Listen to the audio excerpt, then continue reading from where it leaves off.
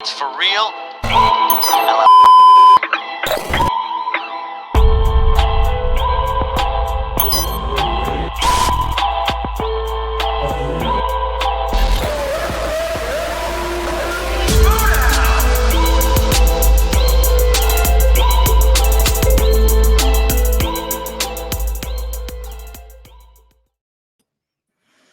Hello, everyone, and welcome to another edition of Nostalgia Crackdown here on the Let's Get Ready Network.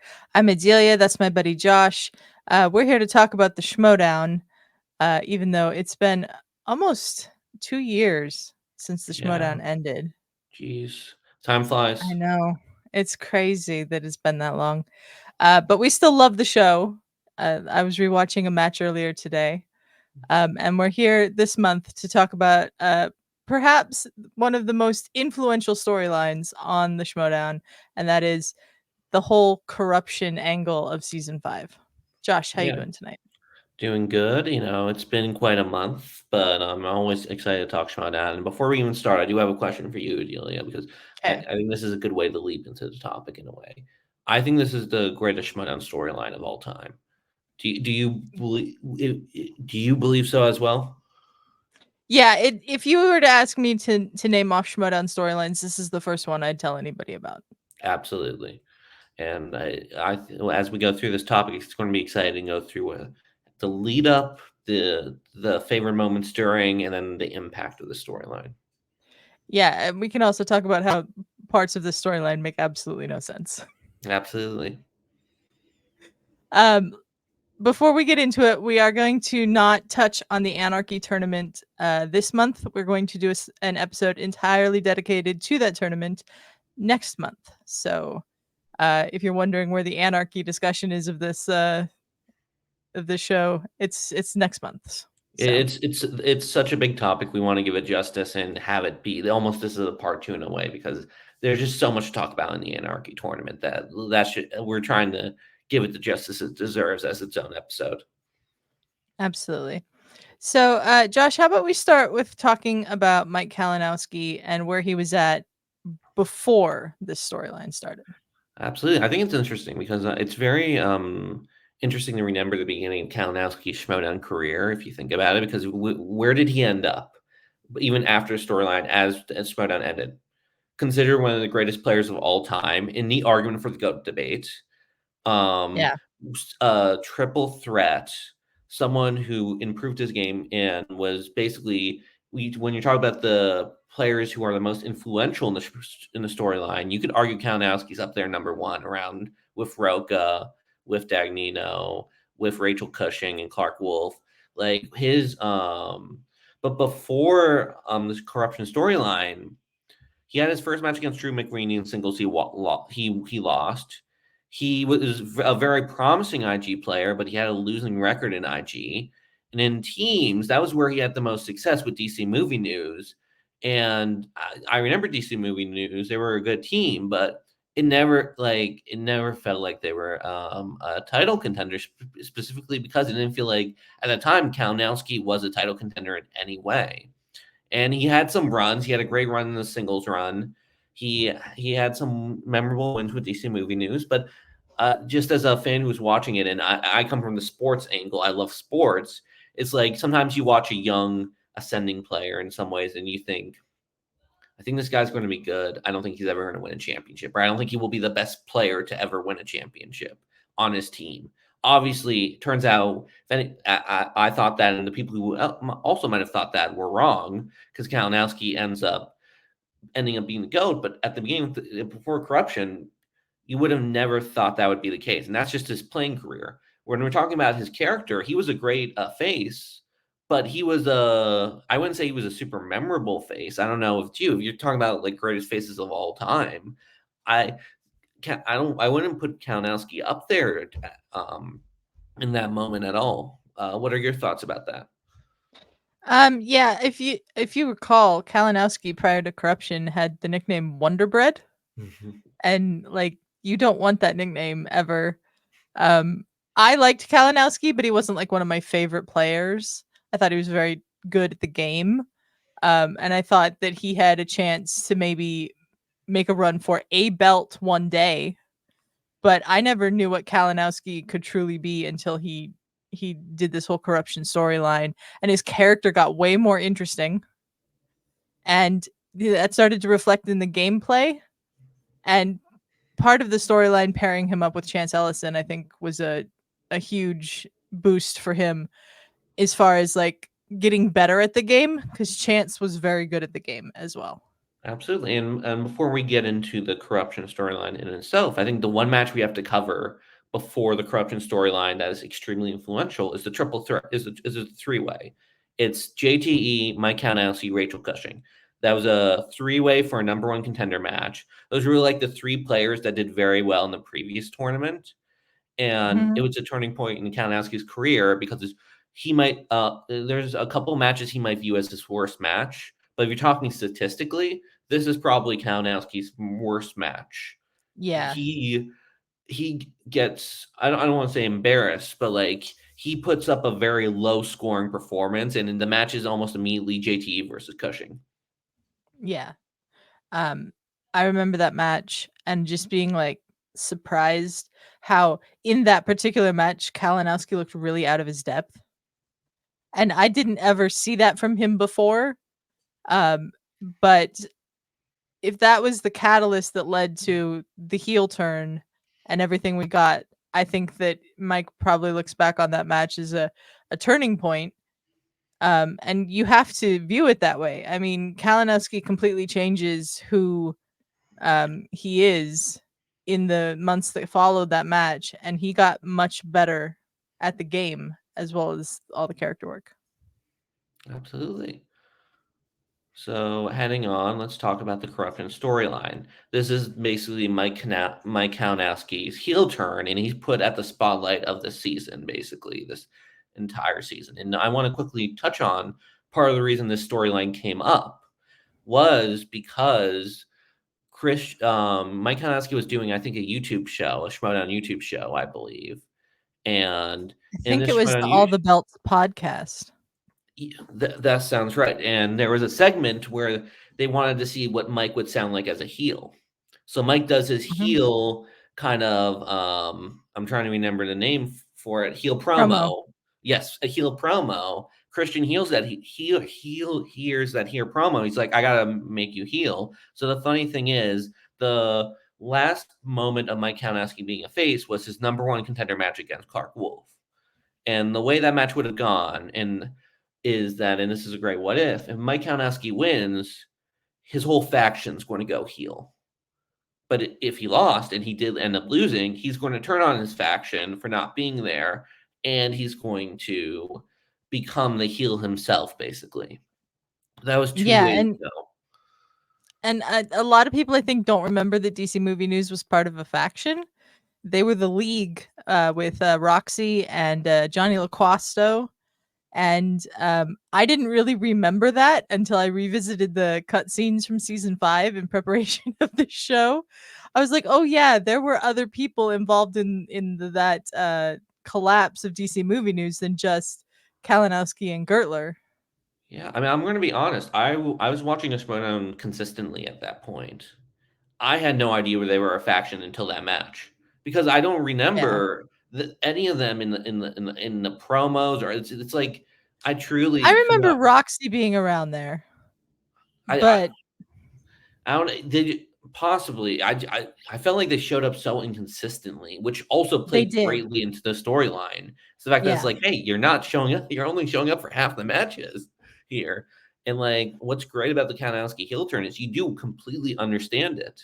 Like there are moments where you're like, yeah, I mean, it's not coming out of nowhere. It is built up, especially a player who's frustrated that he hasn't reached the heights he thinks he can get to. He feels like Mhm. he's not getting the support, and he feels like he's been the good guy and he's been made fun of it for it, which Yeah, completely makes sense. it makes total sense. I mean, if you're trying to accomplish something, your friends are supposed to back you up. Your friends are nowhere to be found when you are trying in that match or whatever. He had logic for changing his thoughts on what he should be doing in the Schmoedown, and he had, unfortunately for him, the results at the time backed that up. But it all played perfectly for the storyline. Absolutely. And one of the main things going in this storyline, it's you can I feel like and this is not always told, but I feel like the corruption storyline is can be told through two perspectives, and that's one of Mike Kalinowski and that's one of Thad Williams.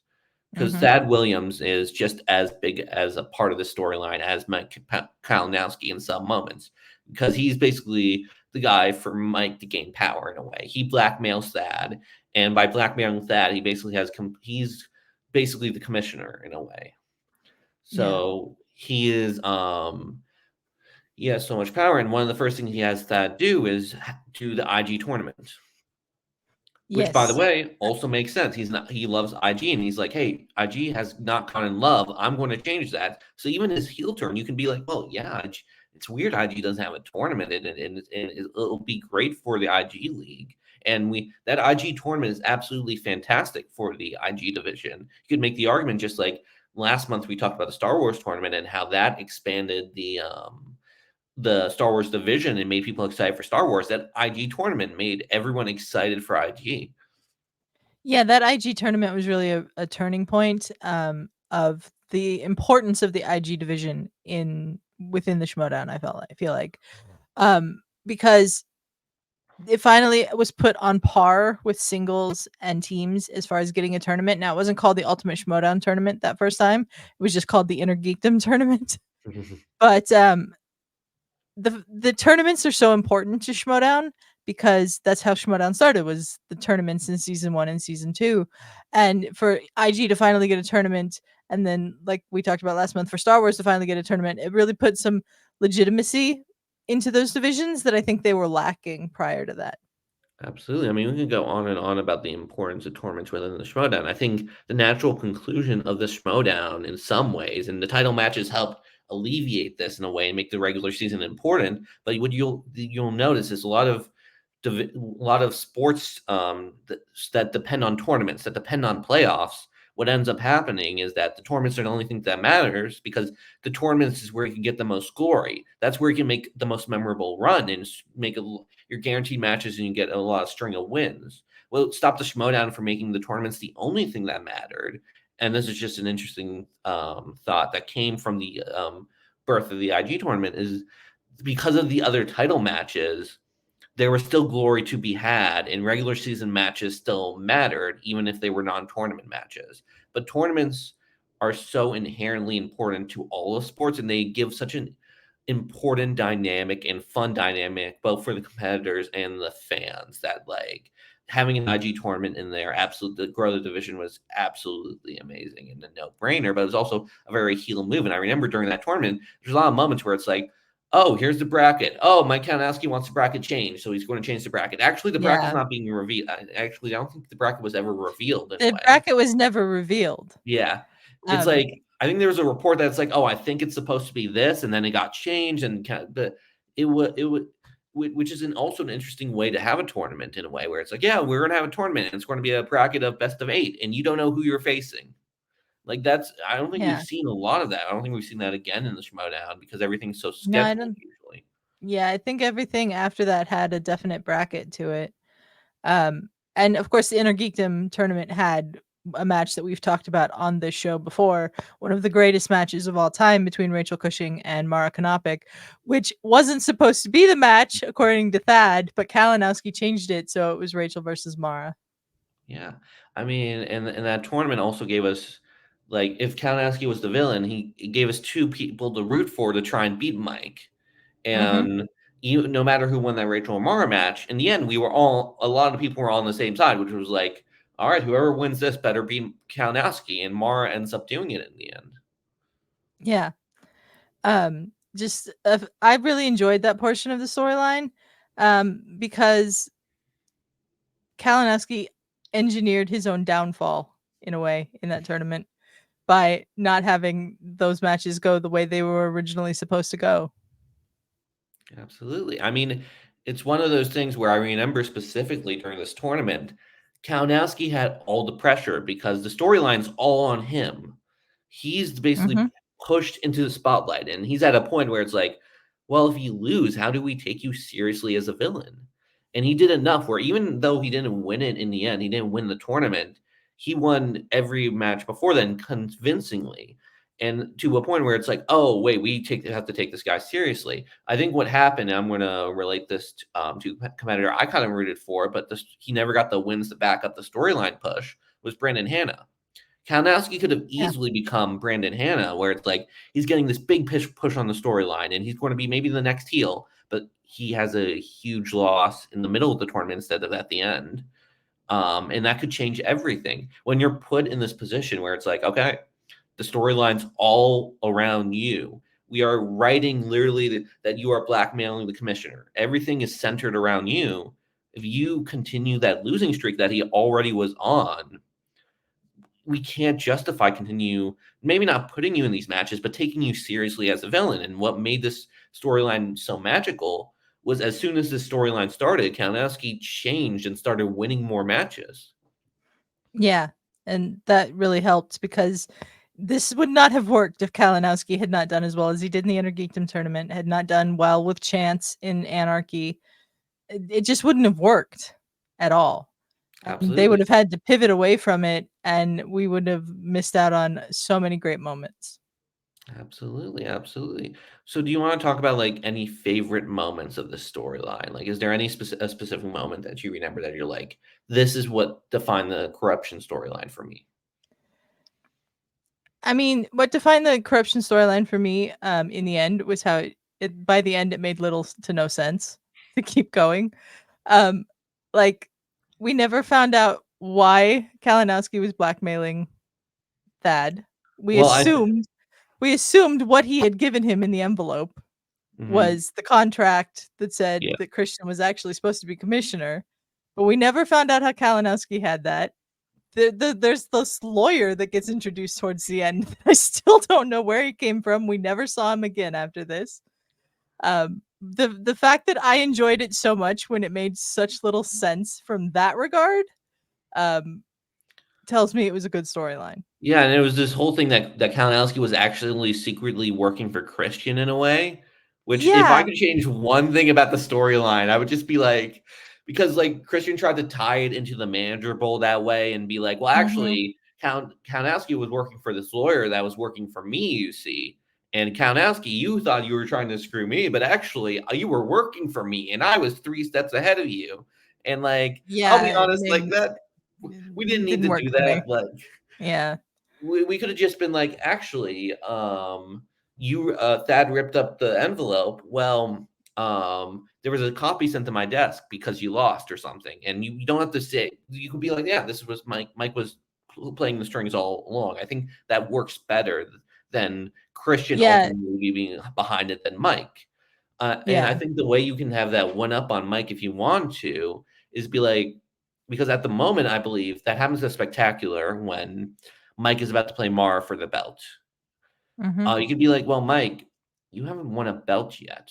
You did all this like blackmailing, all this to try and get you, and you lost both the tournaments you created for yourself. I Yeah. mean, And you could have you. Mara didn't play Mike at that Spectacular. Mara played Jason Inman at that Spectacular and won the belt. Oh, She beat Mike in the tournament final before that for the right to play Jason Inman. gotcha. I got it mixed up. I couldn't remember if the Inman was Spectacular or if Mike was Mike versus Mara 2 was Spectacular, because I thought Mara versus Inman was the live event. It was Spectacular would have been a live event that year, I think. What? Wouldn't it? They I were thought that doing was the live year. events by that point. I'm gonna double check. I'm gonna just quickly Okay, double you check. double check. Um, I also enjoy all the periphery characters that are part of this because you do have Mara coming in as the Brown Dwarf star through the Intergeekdom tournament and just being immediately I think back to that cutscene of her and Kalinowski on the couch and just being like her like, I don't know you. Who are you? That I thought played great with Mike's persona at that point in time. Um, there Uh, was for me what? I'll just quickly say Mike versus Mara 2 was Spectacular. That was spectacular. The one was Mara versus Jason. That was a live event. I think that was the live event, which also was the first founding fathers versus the Winston's team. Wait, I know this.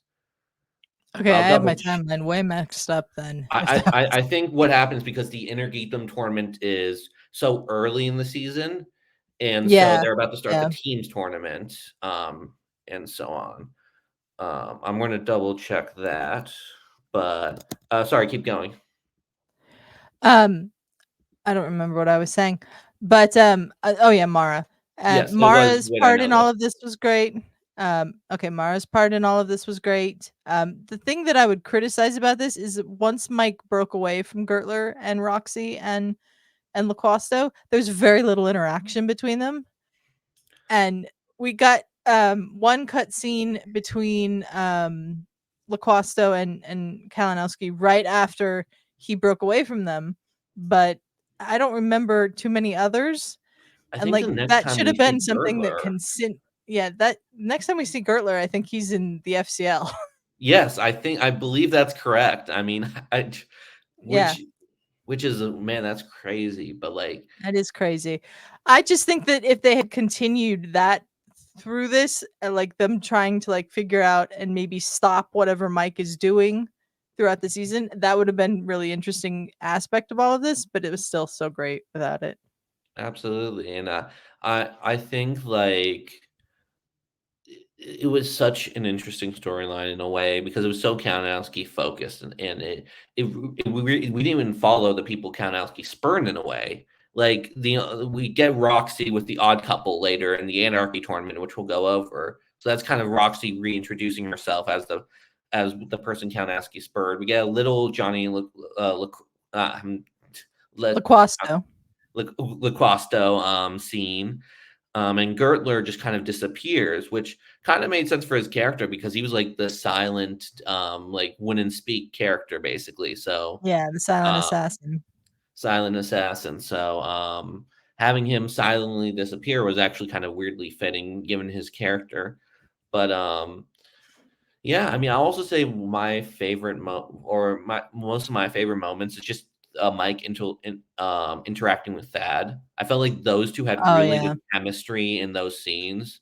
Like Mike was so good at playing the cocky, like, "Oh, I've got one over you. You have to do what I say." And that was a great. I mean this with the most respect. He was a great punching bag in those scenes. He was a Yeah. great person for just to kind of like see his misery and see him like holding on to like a job by the bare bones and like barely holding on and having to do, but really not even having the job in a way. Basically, Mike has the job at that moment. Yeah, and Mike with his little puppet strings thing that Yes. he used to do with Thad. That was great. Thad was fantastic in all of this. I remembered Thad from when he played, what was it, Team Deep Cuts with That's the Schmoedown's editor. I forget his name yeah. um, at the time. Uh, but I didn't know too much about Thad other than that. And he was really funny in a lot of these scenes. Yes. And there were scenes in here, Thad with Brienne Chandler also was part of this that was very funny. Scenes with there's a Drew McWeeny one that came into the to Thad's office, uh, and that was really funny too. So it wasn't just the corruption storyline stuff that Thad was really good at in season 5. He was good at pretty much everything, but him and Kalinowski had great chemistry together, and that was a good pairing by Christian. Absolutely. Absolutely. And then the storyline kind of ends in a way, and we're only keeping it to season 5. And I know corruption expands and they have a whole new legacy after this, but the storyline ends with Mike getting a belt in a way. So even though Yeah. like he's ousted of power, he has no power of a commissioner anymore. In the end, he still gets the belt, and he's able to at least like have one victory in the end. I think it's so important because Mike can be this huge bad guy we're all rooting for the whole entire season, but there's a different level of threat or like seriousness we view a villain if they get a belt. Like the greatest heels always have to have a belt because that, or the only one who I would say lived up to not having a belt but still being that way is Andrew Guy because of that. Beating Dan Murrell in that match was basically winning a belt, the equivalent of Yeah. winning a belt.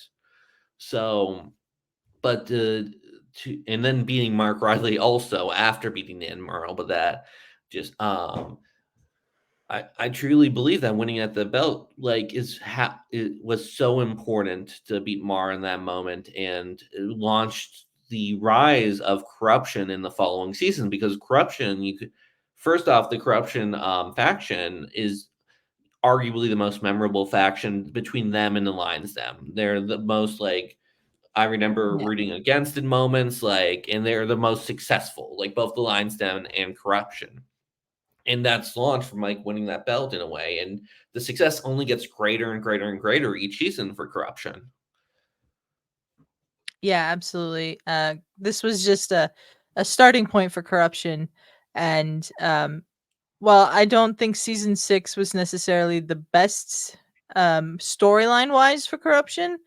Once we hit season 7 and the faction era, the Corruption was a fantastic faction I to mean, they follow. dominated the faction era. They are the only Yeah, team to win the faction title, yeah. which is crazy to think about. They won it both years, and then next year, Mike is able to. He loses the IG belt, and I believe he wins it back. He wins the team belt. He's a double belted champion. One of the the only other person I believe is Rachel Cushing that at the time I'm saying. At the time, yeah. Sam Levine also did it at one point. You're right. You're right. Sam Levine. So Sam Levine, Rachel Cushing, and then it's Mike Kalinowski. And he's a huge part. And even though the storyline isn't the same as previously, a huge part of that season, maybe the most memorable part of season 6, was Kalinowski versus Smets. Yeah. And you could make the argument that the Corruption storyline did such a good job of making Mike the villain that there was no way Smets can be the villain as well when he was the main rival of Kalinowski in the IG division. Like, I'd you agree with could that. there are so many impacts the storyline had. You can make the argument of with Corruption going forward, and like all the small impacts, like the manager ball arise from Corruption in some ways. Um, as we said, Smith versus Kalinowski, a huge rivalry. There's a very good chance that if the Corruption storyline never happened, Smets was the villain and Kalinowski might have been the good guy if Kalinowski continued his path. I wonder if Mike Kalinowski has as much success as he does if he wasn't the villain, if he wasn't the main focus of the storyline, had so much pressure on him on each match. I Yeah. I think there's just a lot of big impacts in the storyline, and it's just it goes on and on. And as I said, if Corruption ends up winning both faction titles, but this is also how this is the storyline, in my opinion, that I grade other storylines on. Like, like how good is the Schmoedown storyline? Well, I base it as good as the Corruption storyline. I don't think I have any that's as good. But how close is it to the Corruption storyline? Yeah, I think this is without a doubt the best Schmoedown storyline. If you guys disagree with that, I'd love to hear what you think was better in the comments, because Absolutely. I can't think of one that was. I agree. I mean, there's a very mixed response about the Schmoeminati. We have some people who are huge fans of it, some people who are not. I think both of us are in the lesser fans, but like, let us know your favorite Schmoedown storylines in the comments, and we might do an episode on them in the future for sure. I mean, we want to do more Schmoedown storyline episodes, so Yeah. we'll look into that for sure. Is there anything else you want to say about the Corruption storyline before we end? Um, just well done to everyone that was part of it. I think everyone played their roles really, really well. Whether it was Kalinowski and Thad, who were obviously the main players, or even the guy that comes in and is the lawyer that makes no sense, did a good job with being a smarmy lawyer for a few episodes. So well done to everyone that was part of it, and it's my favorite storyline. Absolutely, and well done to the people who opposed Kalinowski, which was Morrow, Rachel. I think the Shirewolves were they Shirewolves, was that before or after? Shirewolves were not in Anarchy. They were the team's champs during Anarchy. Yeah, but I'm in the IG tournament. I believe the Shirewolves are a thing, right? Well, I'm there's making. no teams in IG. Oh no, not I mean not Shirewolves. I mean the Fife. Five I Club. Five a Club. Five Club is Yeah, what I the meant. Five Club was definitely part of Yeah, it.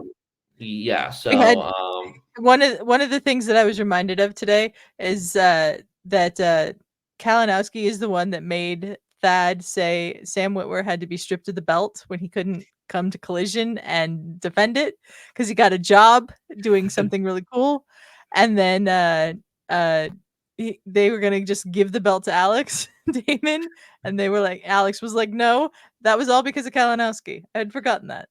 I feel like part of also the charm of this corruption storyline is that it was anytime there was like a scheduling thing or like anything that was the issue, like that kind of Yeah, like you could just be like Kalinowski blackmailed that, and that's why that happened. And like if when there's a yeah, real life reason, it's like shoot, we have to have a storyline reason for this. Well, maybe yeah, Kalinowski decided that hey, he wouldn't want Sam Witwer to just keep the thing without defending it and so on. So like there's definitely a charm with that. But yeah, I don't have much else to say about the corruption story. I know that it was also my favorite. It's part of the like one of the other main reasons that kept getting me more and more invested in the Schmoedown, and like the corruption storyline was maybe a high point of that where it's like I was so invested in the corruption storyline and those matches going forward. yeah. I was too, especially the Inner Geekdom side, which was my favorite division. I was so happy when we got a tournament finally. So Same. there was a lot of good stuff that came out of this storyline. What was your favorite part of the corruption storyline? Let us know in the comments below. Josh, where can people find you?